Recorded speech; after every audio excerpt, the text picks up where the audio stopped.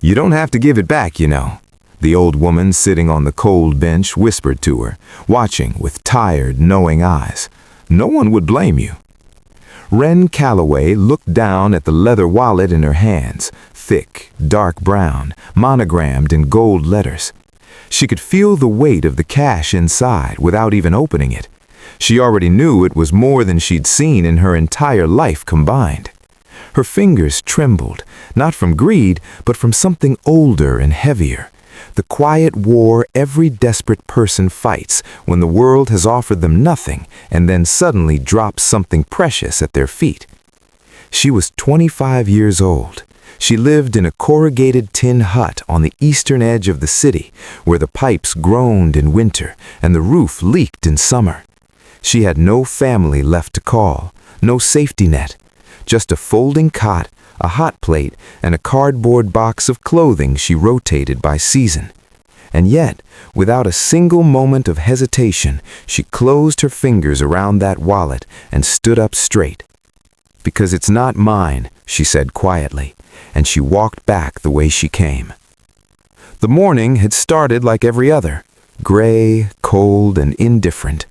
Wren had been walking home from her early shift washing dishes at Caldwell's Diner, her sneakers damp from puddles she couldn't afford to avoid.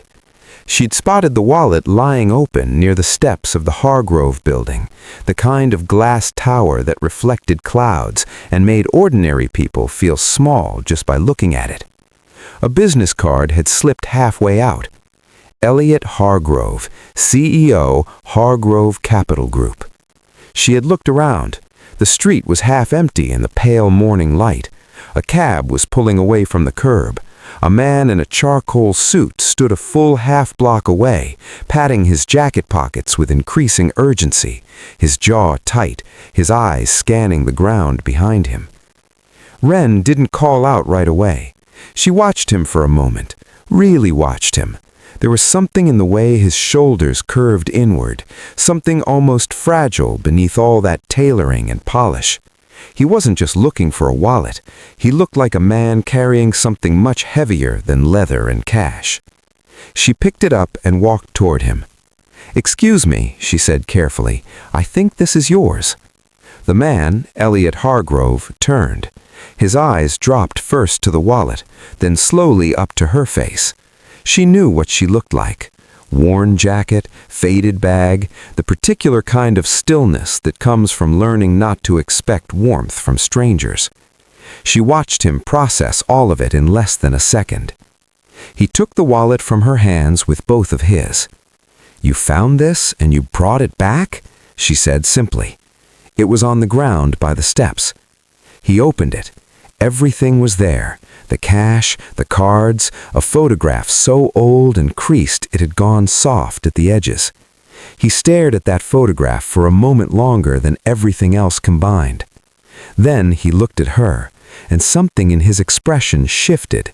Not pity, not performance, something quieter, something real. "Thank you," he said. His voice came out lower than he intended. "My name is Elliot." "Wren," she said, and then, because she had somewhere to be and no reason to linger, she gave him a small nod and began to turn away. "Wait!" He reached into his jacket and pulled out a card. "Please, if you ever need anything." She looked at the card for a long moment. Then she slipped it into her pocket, not because she planned to use it, but because refusing felt unkind. And Wren Calloway had promised herself a long time ago she would never be unkind, no matter what the world gave her. 3 weeks passed. Wren had almost forgotten about Elliot Hargrove by the time the notice appeared under her door, a cold, official rectangle of paper that made her hands go numb the moment she read it. Notice of eviction, 30 days to vacate. Her landlord, a man she'd only ever met twice, had sold the property. The new owner's management company had different standards for the space. She didn't meet them. She sat on her cot for a long time. Outside, rain tapped against the tin roof in a steady, indifferent rhythm. She thought about the old woman on the bench who had looked at her with those tired, knowing eyes. She thought about the wallet, heavy in her palm. She thought about how she'd felt returning it. Not righteous, not proud, just clean, like herself. Then she looked at the business card still sitting on top of her cardboard box of belongings. She had never intended to use it. She reached for it anyway, not out of desperation, but because somewhere in the back of her mind she had the quiet and perhaps foolish belief that people sometimes meant what they said. She sent a single message through the company's website because she had no phone plan that allowed calls. She told him what had happened, not with drama, not asking for anything specific, just the facts and the date on the notice. She didn't hear back that day, or the next. On the third day, a car she'd never seen before parked at the end of her street. Elliot Hargrove stepped out in a different suit, navy this time, no tie, and he stood outside her hut and knocked with 2 knuckles, the way a person knocks when they aren't sure of their welcome. Wren opened the door and looked at him, and then at the man standing just behind him, older, gray at the temples, holding a folder. "This is Randall Fitch," Elliot said carefully. "He handles legal matters for our property holdings." Wren's chest tightened. She nodded slowly. Randall Fitch stepped forward, opened the folder, and laid several documents on the small folding table beside her hot plate. Wren read them slowly because she always read everything slowly. Her mother had taught her that much. When she reached the 3rd page, she stopped breathing for a moment. The eviction notice had been purchased, not blocked, not delayed, purchased. Elliot had quietly tracked down the new property management company, identified the outstanding debt that had accelerated the eviction timeline, and settled it in full. The notice was effectively void. She looked up at him. "You didn't have to do that," she said. Her voice came out smaller than she wanted. He didn't brush it off or wave it away the way some people do when they've done something significant and want to pretend otherwise. He just looked at her steadily and said, "You handed me back something I would have lost my mind over losing. Not the money, that photograph." He paused. "It's the only picture I have left of my younger sister. She passed 4 years ago. I carry it everywhere." The silence between them stretched long and honest. "I'm sorry," Wren said softly, "about your sister." "I'm sorry about your notice," he said. "Neither of us should have had to go through what we went through. But you made a choice that morning that cost you nothing and meant everything to me. I just wanted to return something that was already yours, your peace." What Elliot did not say that afternoon, what Wren only learned months later through a quiet conversation with Randall Fitch, was that Elliot had been standing in front of that same building the morning Wren found the wallet because he had just come from a private meeting with his own attorneys. The company his parents had built was under severe financial pressure. Decisions weighed heavy on him every single day.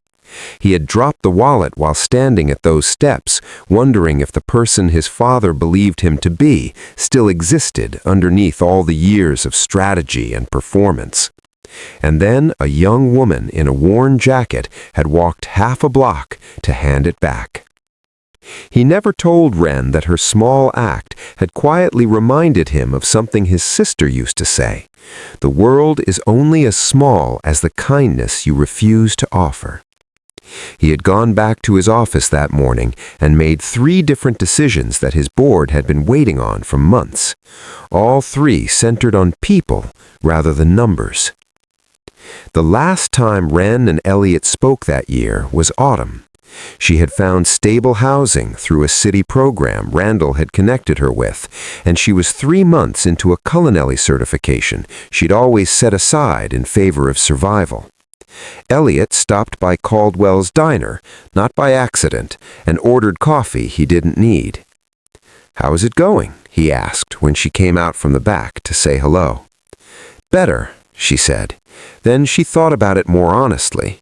Actually, genuinely better, not just surviving better. Better.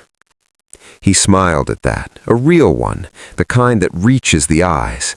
That's the only kind that counts. She looked at him for a moment. Why did you really come today? He wrapped both hands around the coffee mug and was quiet for a beat. Because I wanted to see that the world worked out correctly at least once. Ren laughed, a small, real sound. It's still working on it. I know, he said gently, but it's trying. There is a certain kind of person who returns what isn't theirs, not because they expect a reward, but because integrity is the one thing poverty cannot take away. Ren Calloway was that person before anyone knew her name, and the world, slowly, imperfectly, found its way back to her, not because she demanded it, but because kindness, offered quietly and without conditions, has a way of finding its own path home. The moral is simple and ancient and true. What you give in your most difficult moment is who you truly are. If this story touched your heart, please like, share, subscribe, and comment. Let's spread more stories of kindness and hope together.